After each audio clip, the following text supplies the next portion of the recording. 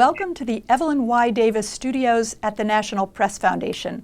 Funding for today's webinar on covering the federal budget was provided by the David Swit Endowment, Evelyn Y. Davis, and the Evelyn Y. Davis Foundation, as well as the NPF Training Fund. It's produced in collaboration with the Center on Congress at Indiana University and the Regional Reporters Association. I'm very pleased to be joined today via Skype by Lee Hamilton. He is the director of the Center on Congress at Indiana University and a longtime former representative from Indiana. Welcome, sir. I'm delighted to be with you, Linda. Thank you very much. You have long been an advocate for regular order, and congressional leaders say that they're going to attempt to do that this year. First of all, what does regular order mean, and does it make a difference? People are very deeply concerned today about the dysfunctionality of the Congress. There are a number of reasons for that and a number of steps that could be taken to improve the performance of the Congress. I think the most important single step would be to return to regular order. You ask, what does it mean?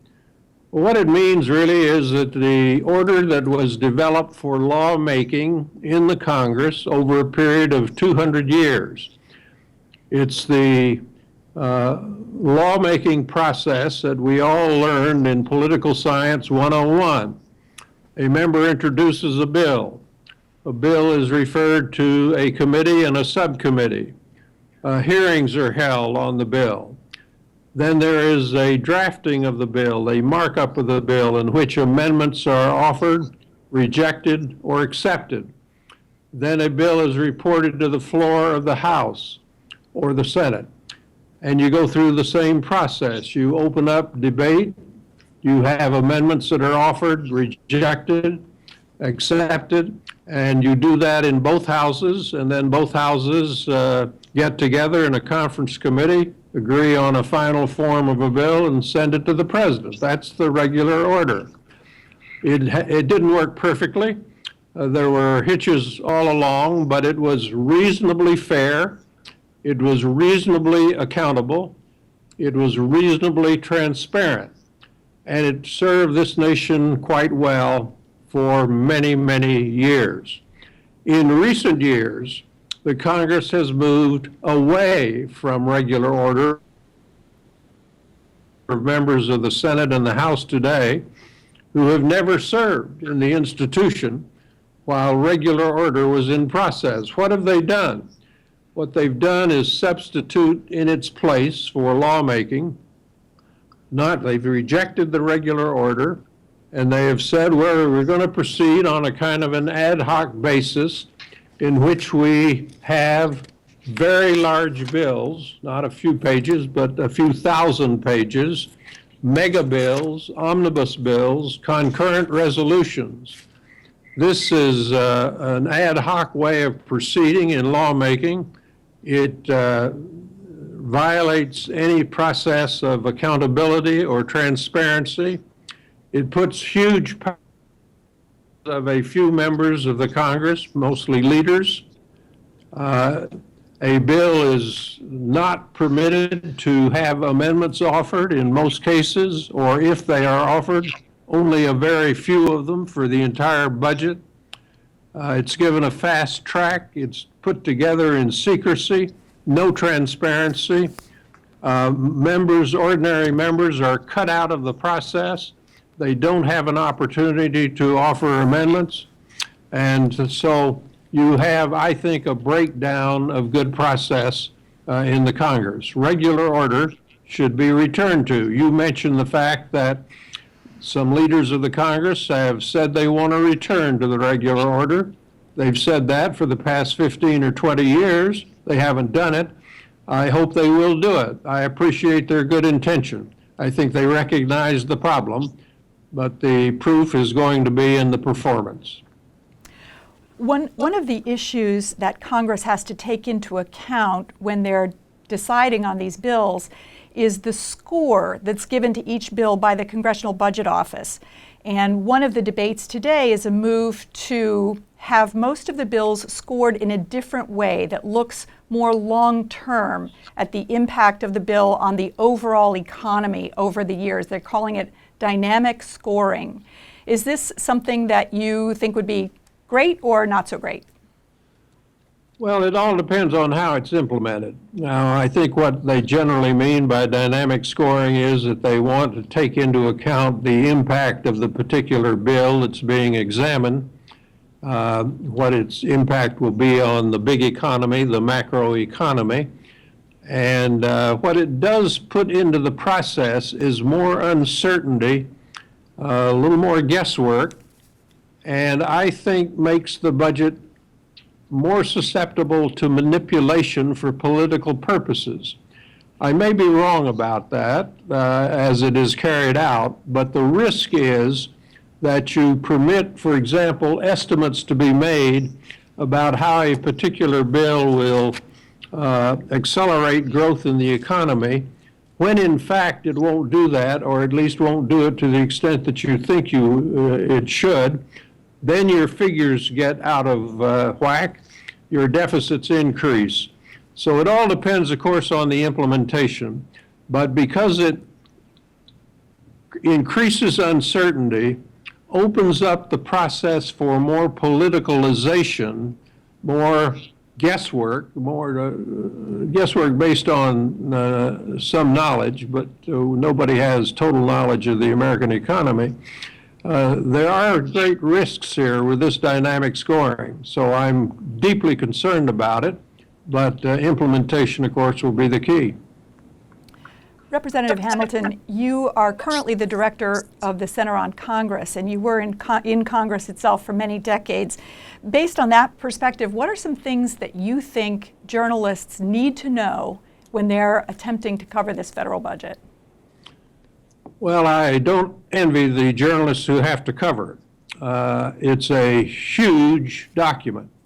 We don't judge the size of the federal budget by pages. We judge it by pounds.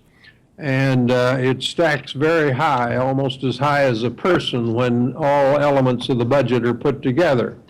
The ordinary journalist simply cannot comprehend thousands and thousands of figures that pour out of the congressional committees, and most importantly, pour out of the congressional, not the congressional, but the executive's Office of Management and Budget.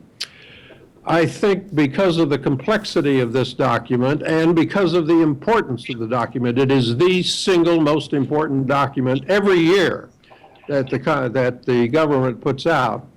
Because of the complexity of it, because of the importance of it, journalists have to get some help from the experts as to what pages to look at, what figures to look at, and they have to have a source of expertise. Maybe it's through the National Press Foundation, or there may be other organizations that can help. When we have our seminar, we try to bring in experts to help journalists cover this very complex document.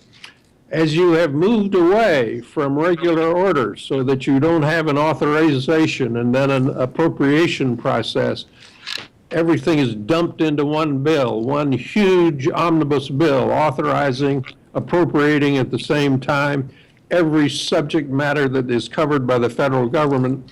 You have increased the complexity of the document, and journalists are going to have help. There are very, very few journalists in Washington who understand the federal budget, and yet it is the document that it is most important for the American people to understand. It's their money. Absolutely. It is quite complicated. As a longtime observer of Congress, would you say that there is a particular worrisome trend through the years that concerns you? Yes, indeed, there is, and that is the Congress doesn't live up to its constitutional responsibilities. All of us are taught about the U.S. Constitution, co-equal branches of government. Part of that, you can't argue possibly today that you have co-equal branches of government. What has concerned me is the accumulation, the accretion of power in the executive branch. Presidents always, Republican, Democrat, any stripe you want to mention who comes in as president, any person, seeks to increase their power. And the Congress is deferential to that and lets the president do it. The Congress is too timid. The Congress does not insist upon its constitutional responsibilities. Let me give you very quickly illustrations of what I mean. For example, the budget. We were talking about that a moment ago.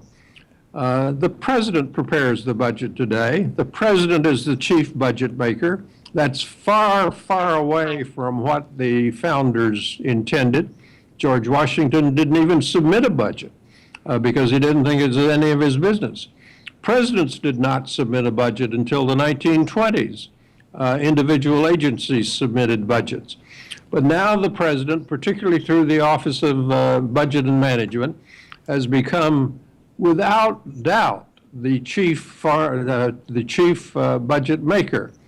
He submits a budget, the Congress reacts to it, the Congress adjusts a few $billion, 10, 15, 20, 100 billion here and there, but overall accepts the president's budget.